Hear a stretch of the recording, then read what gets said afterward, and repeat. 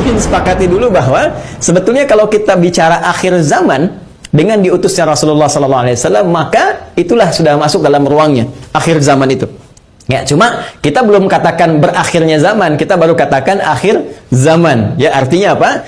Kita berada di penghujung kehidupan dunia,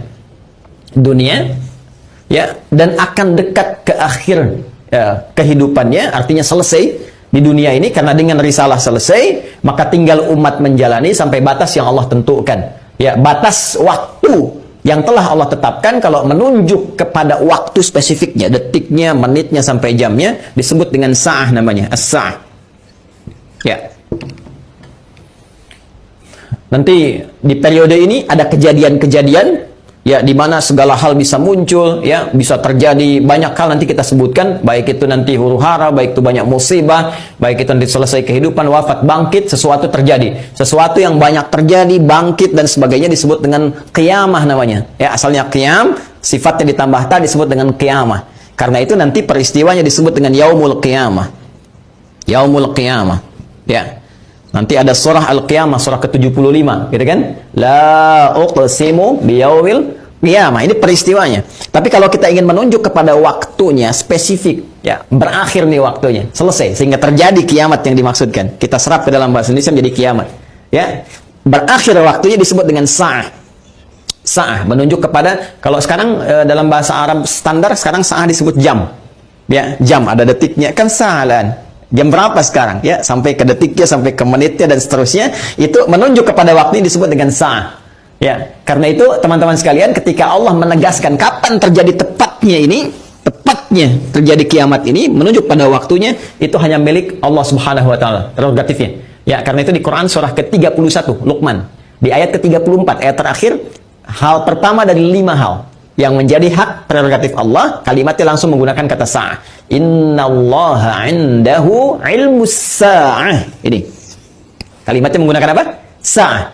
Ya, di hadis Muslim, nomor hadis yang ke-8, disebut dengan hadis Jibril, ya, alaihissalam, ketika beliau bertanya mengonfirmasi kepada Rasulullah, ya, Sayyidina Muhammad sallallahu alaihi wasallam, bertanya tentang kapan tepatnya terjadi kiamat. Maka kalimat terakhirnya ketika bertanya tentang iman, Islam, ihsan, mata sa'ah.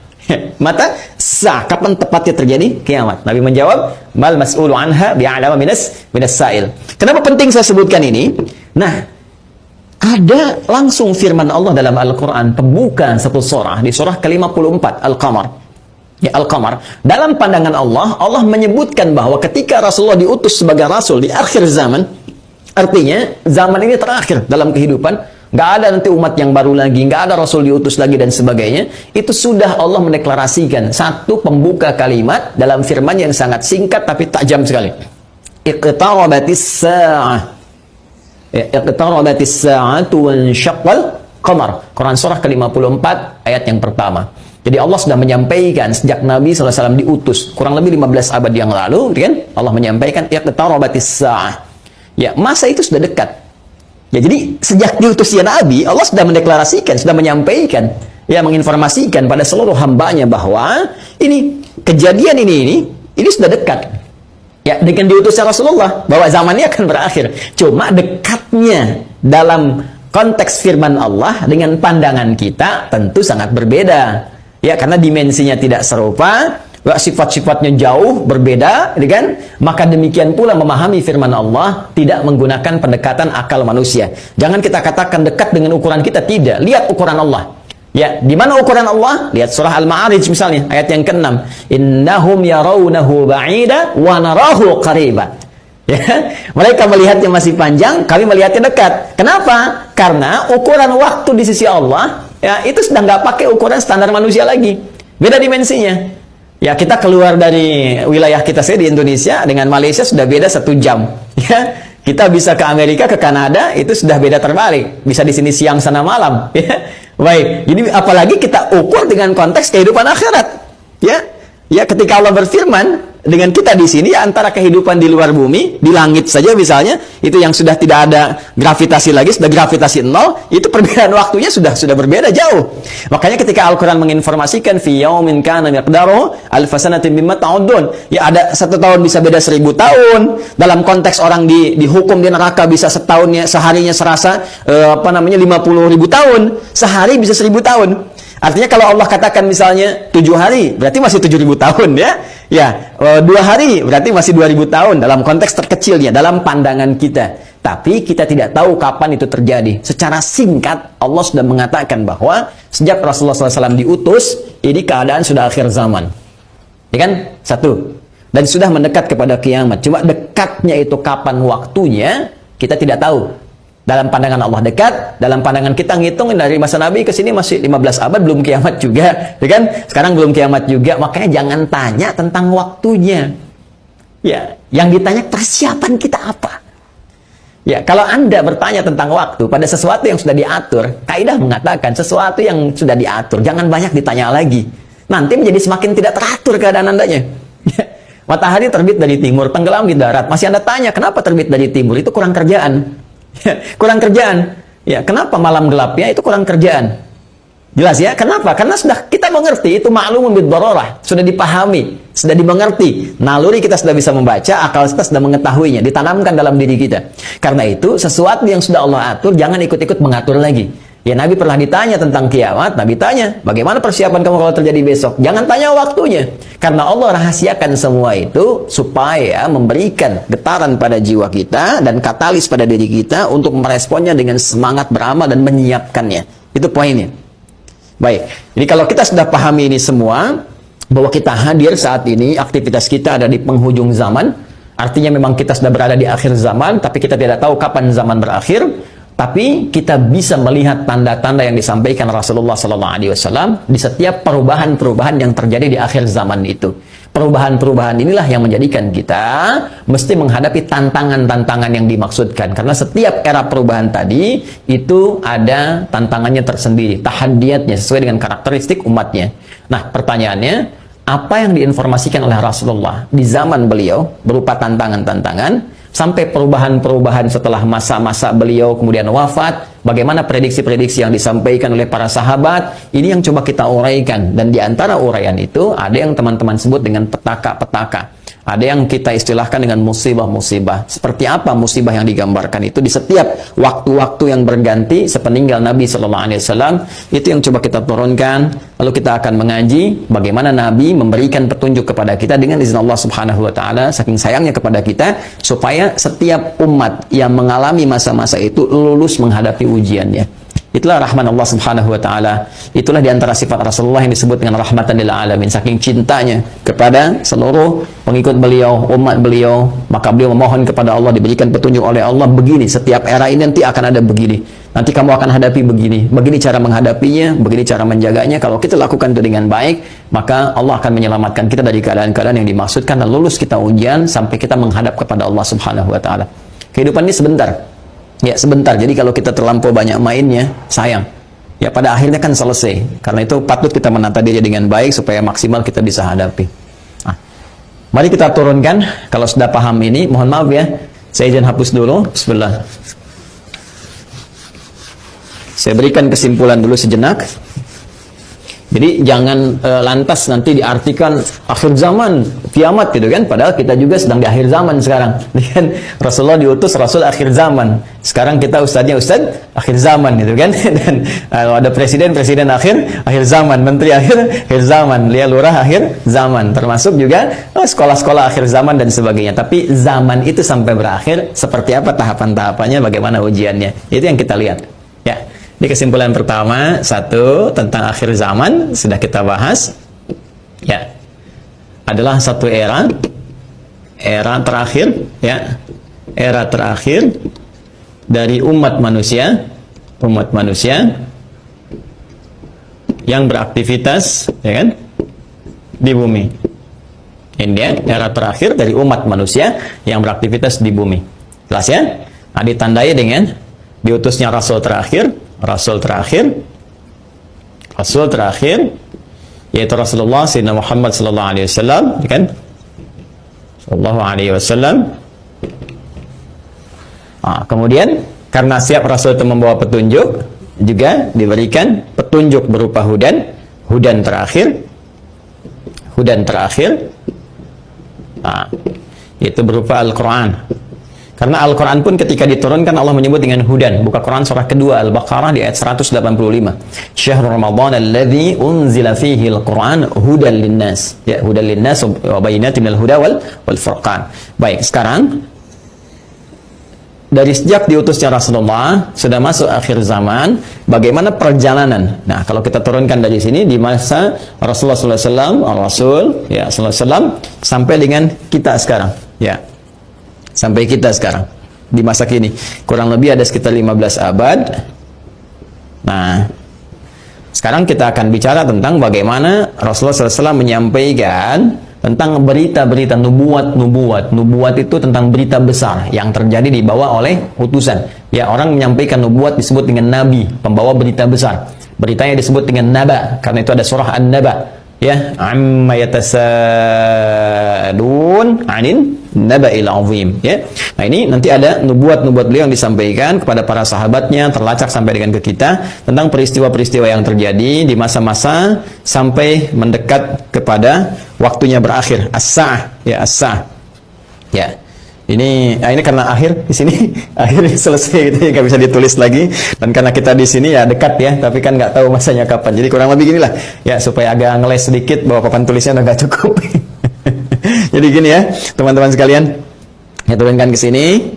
Nah, baik, sekarang saya beri contoh begini misalnya. Ya, ini hadis yang populer saja, saya langsung ambil dari hadis riwayat Muslim.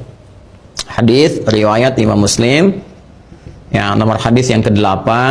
Nanti ada bab tentang iman, Islam dan ihsan. Ya, dikenal juga dengan hadis Jibril dan banyak dikutip oleh para ulama, termasuk juga Al-Imam An-Nawawi dalam Al-Arba'in. Dari 42 hadis, beliau mengutip ini, teman-teman sekalian, di hadis yang kedua setelah innamal a'malu binniyat, masuk hadis ini.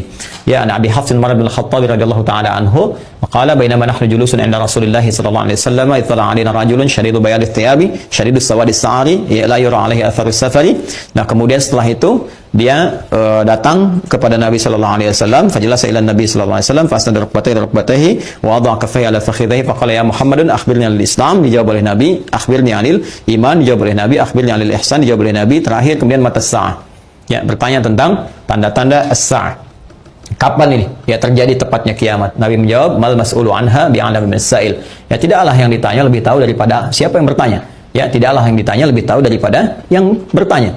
Jadi yang ditanya Rasulullah SAW, ini kan Jibril, dekat dengan Allah. Allah Subhanahu Wa Taala berikan wahyu lewat Jibril, sampaikan kepada Rasulullah. Tentunya, ya malaikat Jibril lebih tahu dibandingkan dengan saya. Ya, ini juga pertanda ada dua hal. Pertama, pertanda ujian yang disampaikan malaikat kepada Nabi Muhammad supaya tidak mengarang sesuatu di luar apa yang Allah wahyukan kepadanya. Dan ini membenarkan risalah Nabi Muhammad SAW. Yang kedua juga, salah satu pertanda bagaimana ta'zimnya, ya, kagumnya malaikat Jibril pada Nabi Muhammad karena merasa Rasulullah lebih dekat dengan Allah Subhanahu Wa Taala. Bagaimana dipuji dalam Al-Quran, wa innaka la'ala khuluqin 'azim, dijamin surga sebelum wafatnya, inna a'tainakal kautsar. Ya, tentu ada pertanyaan dari malaikat, nih hamba luar biasa disayang Allah, dan hamba manusia yang sudah pada tingkat tersayang dari Allah itu melebihi malaikat.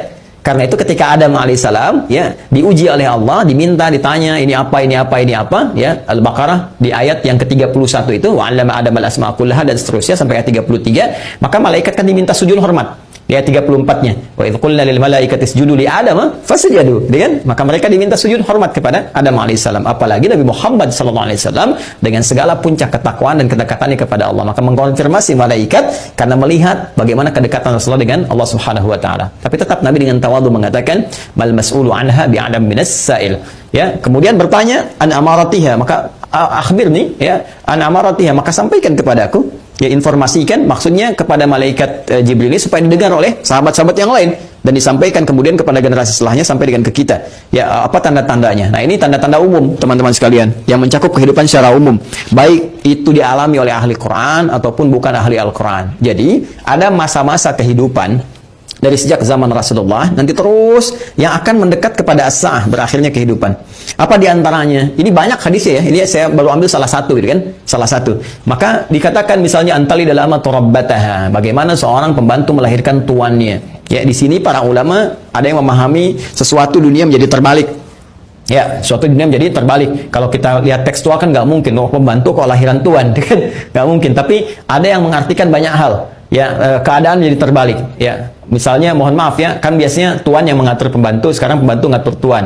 Ya, jadi nanti ditafsir dengan hadis-hadis lain, ketika yang benar disalahkan, yang salah dibenarkan. Kemudian pembantu melahirkan tuan, ada yang mengartikan dengan perzinahan, ya selingkuh antara pembantu dengan tuan, dengan majikannya dan sebagainya, atau majikan memanfaatkan tuan dan sebagainya. Ya, ada kalimat-kalimat seperti itu. Wa antaral khufata rawatal alata. Ya, kemudian Anda bisa melihat kata Nabi sallallahu alaihi wasallam bagaimana pada masa itu orang-orang Badui yang ya dari jauh dari pedesaan tiba-tiba mendapatkan sesuatu yang luar biasa sampai ya tatawaluna fil bunyan, lomba meninggikan bangunan.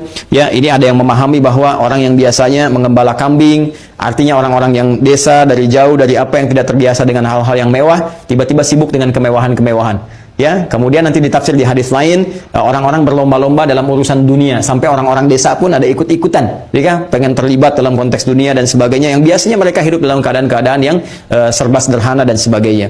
Jadi situasi-situasi ini situasi umum. Ya, nanti ada hadis terkait dengan banyak menyebar penyakit-penyakit yang menular, yang jarang ada obatnya dan sebagainya. Ini masih persoalan-persoalan umum yang dengan umum ini dialami oleh semua orang. Artinya mau ahli Quran, bukan ahli Quran, ya akan mengalami peristiwa ini. Ya, saat kebenaran mulai tertukar, saat macam-macam dan seterusnya lah. Ya, tapi alhamdulillah kita nanti masih dilindungi dengan hadirnya hadis-hadis lain. Ya, masih ada ulama-ulama. Walaupun nanti mesti hati-hati ketika ulama banyak yang diwafatkan Allah Subhanahu Wa Taala. Sekarang kurang lebih sudah di atas 400 dari situasi pandemi saya di Indonesia saja. Itu bukan yang kaleng-kaleng, itu ulama-ulama yang memang ahli pesantren, ahli dzikir, ahli ilmu dan sebagainya, mesti hati-hati juga. Ya, alhamdulillah kita masih ada orang-orang yang istighfar, bangun di malam hari, orang-orang yang mendekat kepada Allah, orang-orang yang taubat, masih kita dilindungi oleh Allah. Ya, jadi keadaan-keadaan ini, tapi petunjuk-petunjuk ke arah ini sudah mulai terasa. Artinya Nabi menyampaikan setelah kehidupan beliau akan dialami masa-masa ini. Ya, jadi masa-masa ini sudah terjadi fitnah kubra dari masa tabi'in, ya, dari masa sahabat akhir-akhir ke tabi'in. Setelah itu kan ada juga peristiwa-peristiwa ini. Sampai juga di kita sekarang pun kita rasakan peristiwa itu. Tapi jangan disimpulkan berarti besok kiamat. Jumat lagi gitu ya. Jangan-jangan ngambil kesimpulan gitu juga. Ada variabel-variabel lain yang harus kita pahami, tapi kita mesti waspada. Ini berupa fitnah. Ini yang saya maksudkan. Ini ujiannya. Ujiannya. Ingat nanti ya, ada fitnah, ada musibah, ada bala, ada ibtala, itu beda-beda. Ya, itu beda-beda. Nah, ingin saya katakan bahwa ini ujian kita di sini. Ini ujian kita. Karena ini ujian kita mesti lulus, teman-teman sekalian. Nah, sekarang jangan langsung kita pahami ini kiamat besok ini. Tidak. Nabi ingin mengatakan di masa depan ada tantangan-tantangan tuh akan begini. Dan ini kalau tantangan-tantangan ini nggak bisa dihadapi, sudah ini akan menjadi variabel yang mempercepat terjadinya kiamat. Artinya cepat menuju ke arah ini. Ya. Kalau orang udah nggak bisa dikendalikan, nggak ada orang jujur semua, orang semua berperilaku maksiat, orang semua berperilaku fahsya, mungkar dan sebagainya, ini mempercepat. Tapi kalau kita bisa lulus ujian-ujian ini, minimal rahmat Allah kita dapatkan.